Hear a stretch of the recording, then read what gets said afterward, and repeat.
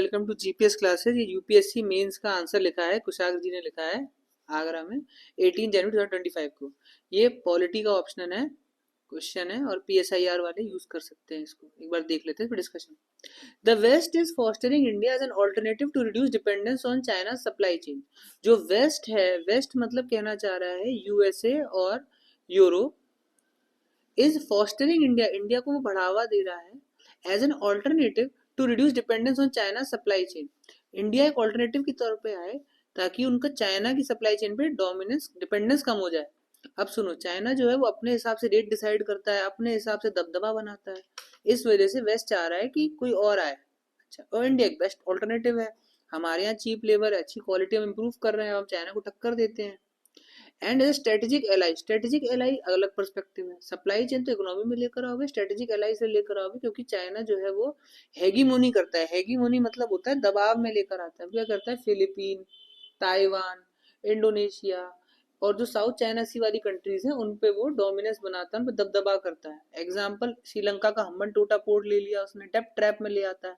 मालदीव, श्रीलंका, बांग्लादेश, इन सब पे दबाव बनाता है। नेपाल पे दबाव बनाता है। पाकिस्तान का चाइना पाकिस्तान इकोनॉमिक कॉरिडोर दबाव बनाता है। इसीलिए वेस्ट बोल रहा है कि हम अब चाइना को थोड़ा सा नीचे करो, इसे बहुत ज्यादा उछल रहा है।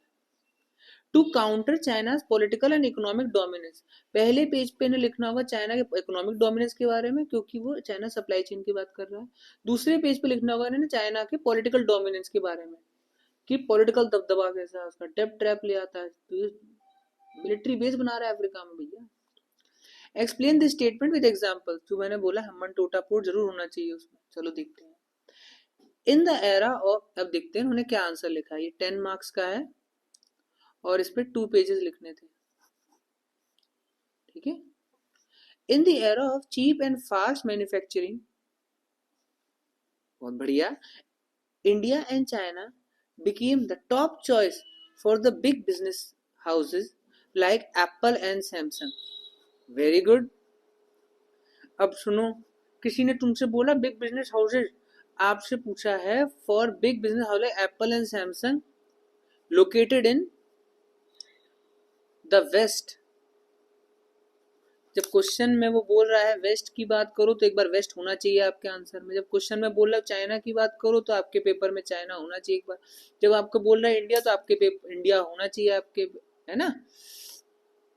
और आप बस चीप और फास्ट मैन्युफैक्चरिंग पे क्यों आए? आप सिर्फ सप्लाई चेन पे गए, आपने स्ट्रेटेजिक एलाई मेंशन नहीं किया इधर। यहाँ पर कोई स्ट्रेटेजिक पॉइंट क्यों नहीं है? आपके क्वेश्चन में जो मेन चीजें हैं वो आपके इंट्रोडक्शन में होनी चाहिए। आपके क्वेश्चन में बोल रहा है वो कुशाग्र की नाक, हाथ, कान और फैमिली के बारे में बताइए। आपने क्या बताया? उसकी फैमिली, नाक और कान बता दिए।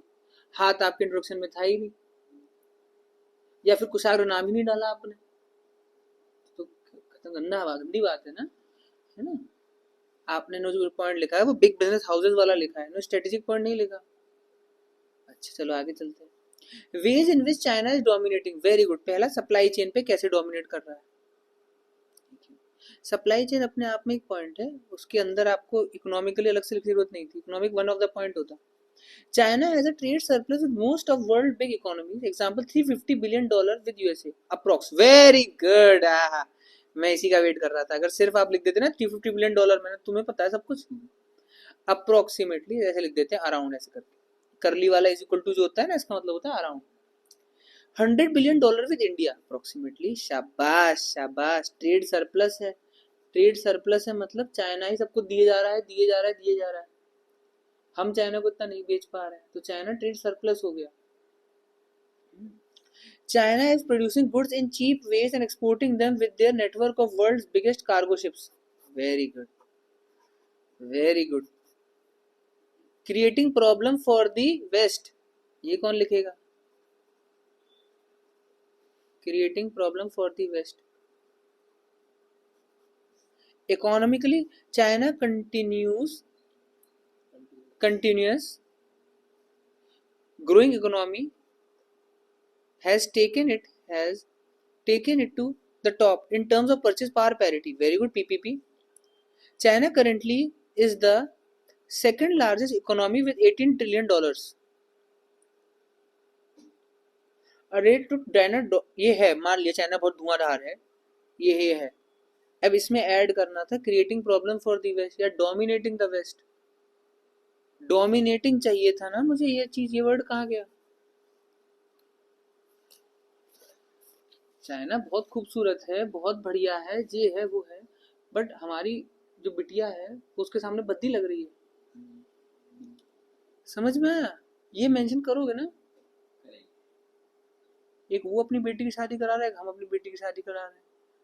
आपको ये बताना है कि चाइना की बेटी कैसे डोमिनेट कर रही है। वो अच्छे ब्यूटी पार्लर पे जा रही है, हमारी वाली के साथ दांत टेढ़े हैं। और क्या, चलो ठीक है, बंद।